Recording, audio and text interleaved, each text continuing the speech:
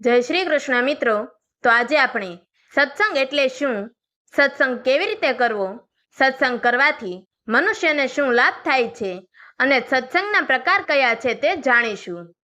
સત્સંગ એટલે શું? આધ્યાત્મિક જીવન જીવે તે વ્યક્તિ માટે સત્સંગ એ જીવનનો આત્મા સમાન છે. જ્યારે જીવનમાં અસંતોષ, સંઘર્ષ અને અંદરખાને ખાલીપો અનુભવ થાય ત્યારે સંતો અને શાસ્ત્રો સતત એક જ માર્ગ બતાવે છે, સત્સંગ. સત્સંગ એ માત્ર એક ધાર્મિક પ્રવૃત્તિ નથી, તે એક આધ્યાત્મિક તત્વ છે જે આપણા અંદરના અંધકારને દૂર કરીને જ્ઞાન, શાંતિ અને ભગવાન પ્રેમ તરફ લઈ જાય છે. એક સાચો સત્સંગ માનવીની દિશા અને દ્રષ્ટિ બંને બદલવાની ક્ષમતા ધરાવે છે. સત્સંગ શબ્દ સંસ્કૃતમાંથી ઉદ્ભવ્યો છે. તે બે મુખ્ય શબ્દોથી બનેલો છે. સત જે ચિરંજીવી, સત્ય, પવિત્ર અને કલ્યાણકારી હોય, જેમ કે ભગવાન, સત્પુરુષો, સદગ્રંથો ને સદગુણો.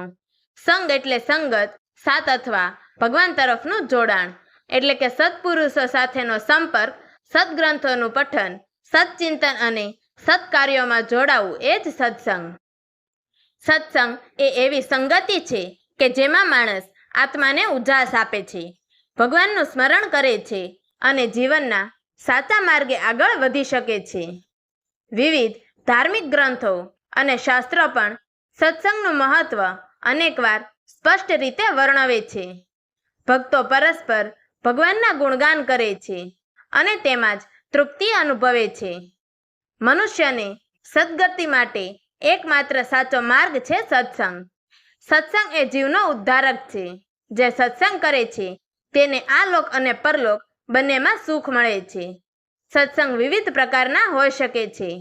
દરેક પ્રકારનું પોતાનું સ્થાન અને મહત્વ છે. શ્રવણ સત્સંગ, જેમાં સંતો, મહાત્માઓ અથવા સાધુઓના મુખેથી ભગવાનની લીલાઓ, કથાઓ, ધર્મગ્રંથો અને જીવનના ઊંડા સિદ્ધાંતો સાંભળવામાં આવે છે, જેમ કે રામાયણ, ભગવદ્ ગીતા, ગુરુકથા વગેરે. કીર્તન સત્સંગ, જ્યાં ભક્તિભર્યા ભજનો, મંજીરા, તબલા અને સંગીતના માધ્યમથી ભગવાનનો મહિમા ગાવામાં આવે છે, એ ભાવના ઊભી કરે છે.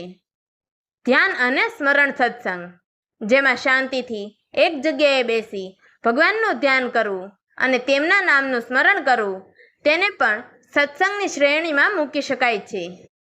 સાક્ષાત સંતોની હાજરી, જ્યાં કોઈ સત્પુરુષ કે સંતના આજુબાજુ રહેવું, એમની વાતો સાંભળવી, એ પણ જીવનના પાપ ધોવાનો ઉત્તમ ઉપાય છે. સત્સંગનો ઉદ્દેશ્ય શું છે? સત્સંગનો મૂળ ઉદ્દેશ્ય છે જીવનમાં ધર્મપ્રેમ, ભગવાનમાં શ્રદ્ધા, સંયમ, સદાચાર, પરોપકાર જેવી ભાવનાઓ વિકસાવવી. તે આપણું મન પવિત્ર બનાવે છે, જીવનના દુઃખ નાશ કરે છે અને અંતે મોક્ષના દ્વાર ખોલે છે. તો હવે સત્સંગ કરવાથી કયા લાભ થાય છે તે જાણીશું. મનને શાંતિ પ્રાપ્ત થાય છે. ભય, ક્રોધ, ઈર્ષા જેવી લાગણીઓ ઓછી થાય છે. સદ્ગુણો વિકસે છે, જેમ કે દયા, ક્ષમા, સત્યવાદિતા વગેરે. કુસંગથી મુક્તિ મળે છે. ભગવાન પ્રત્યે ભક્તિમાં વૃદ્ધિ થાય છે. સંસારનો ભય ઘટે છે. મરણ, દુઃખ, વિયોગ વગેરે પ્રત્યે તટસ્થતા આવે છે. સત્સંગ વગરનું જીવન કેવું હોય? જેવી રીતે દરરોજ શરીરને પોષણ માટે ભોજન જોઈએ, તેવી રીતે આત્માને પોષણ માટે સત્સંગ જોઈએ. સત્સંગ વગર જીવનનો માર્ગ અંધકારમય બની રહે છે. જેમ અજ્ઞાનતા અને માયા જીવને મૂર્છિત રાખે છે, તેમજ સત્સંગ વિનાનું જીવન નાશક બની જાય છે. આજના સમયમાં સત્સંગનું મહત્વ શું છે? આજના જીવનમાં જ્યાં સોશિયલ મીડિયા, કામકાજ અને દુનિયાનું ભૌતિક સુખ જીવને ભટકાવે છે, ત્યાં સત્સંગ એ સંભાળવાનો એકમાત્ર માર્ગ છે. દરરોજ ઓછામાં ઓછા 15 મિનિટનો પણ સત્સંગ જીવન બદલાવી શકે છે. સત્સંગ કેવી રીતે શરૂ કરવો? દરરોજ ભક્તિભર્યા ભજન સાંભળો, ધર્મગ્રંથો વાંચો, રામાયણ, ભગવદ્ ગીતાના શ્લોકોનું પઠન કરો, સત્પુરુષો, સાધુઓની સભામાં જોડાઓ, પરિવાર સાથે સંગે ભક્તિ પ્રવૃત્તિઓ કરો, દુષ્ટ સંગતથી દૂર રહો, એ પણ એક સત્સંગ છે. જેમ પ્રકાશ વિના કોઈ વસ્તુ દેખાતી નથી, તેમ સત્સંગ વિના જીવનું સાચું સ્વરૂપ દેખાતું નથી. સત્સંગ એ અનોખો અરીસો છે જે આત્માનું દર્શન કરાવે છે. સત્સંગ એ જીવનમાં દેવત્વ લાવનારી સદગતિનો માર્ગ છે. જો જીવનમાં શાંતિ, આનંદ, કલ્યાણ અને અંતે પરમાત્માનું સાક્ષાત્કાર જોઈએ તો સત્સંગ એ અવશ્ય અપનાવવાનો માર્ગ છે.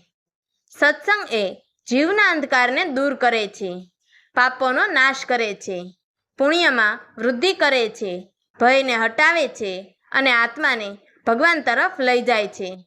આજે સંકલ્પ કરો કે દરરોજ ઓછામાં ઓછો થોડો સમય સત્સંગ માટે આપીશું.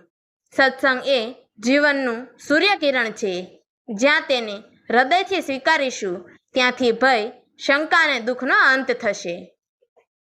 તો મિત્રો, તમને અમારી આ વાર્તા પસંદ આવી હોય તો અમારી ચેનલને લાઈક કરજો, શેર કરજો અને આવી જ અવનવી વાર્તાઓ જાણવા માટે નીચે આપેલા બ્લેક બટનને ક્લિક કરી અમારી ચેનલને સબસ્ક્રાઈબ જરૂરથી કરજો.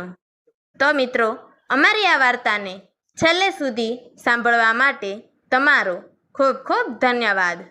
જય શ્રી કૃષ્ણ. હર હર મહાદેવ.